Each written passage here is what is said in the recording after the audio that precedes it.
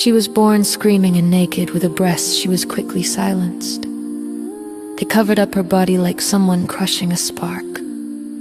Before it can set the forest on fire, she played in a whirl of laughter and jumps. Her hair, wild, grew like a free-running vine until her mother's hands braided it with tenderness and a hint of fear far from her.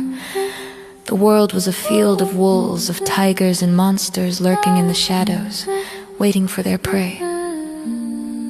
She grew up between pigtails and ribbons, between games and invisible wounds, discovering a world that, despite its fractures, still promised magic. The dresses, the little braids, the dolls, all faded the way childhood slips away without warning, sliding through your fingers. One day, in front of the mirror, she finally saw herself naked again. With her gaze, she traced every curve, every scar, every desire hidden beneath her skin. In the shadow of judgment, she felt her ghosts parade past, as if they could peel away from her and look at her with no masks on. Her consciousness cried out, "You are here. You exist." Ecstasy, out of its mind, begged her to wake up, to feel, to live. Desire walks slowly like a heart that beats and waits. She was terrified to discover the size of her fear staring her down, arrogant, master of her every step. She bowed her head, let the horror crush her, smother her. Her breathing faltered, her heart barely beat, longing to disappear. She was sweating, her legs trembling. She squeezed her eyes shut, broken, human, when she went to get dressed to run from everything she was feeling. She found in her hands a tiny box filled with dreams, unspoiled longings from other times, other songs, and at last she understood.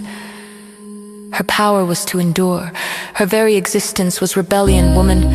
So fragile and strong, so petal and thorn, so sweet and bitter, brave, wise woman.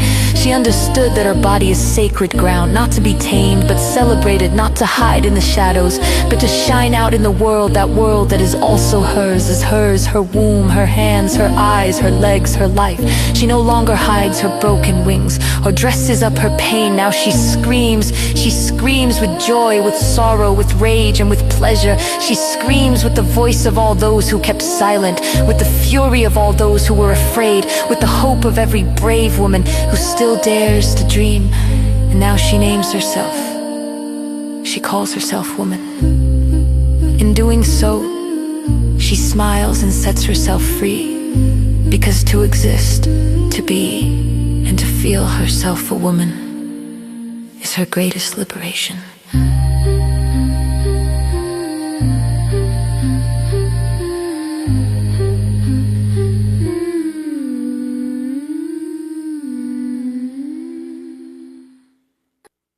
Sleep, little girl, just close your eyes. I'm only here to hush your cries. Sit properly like a girl, quiet and gentle in a tiny world.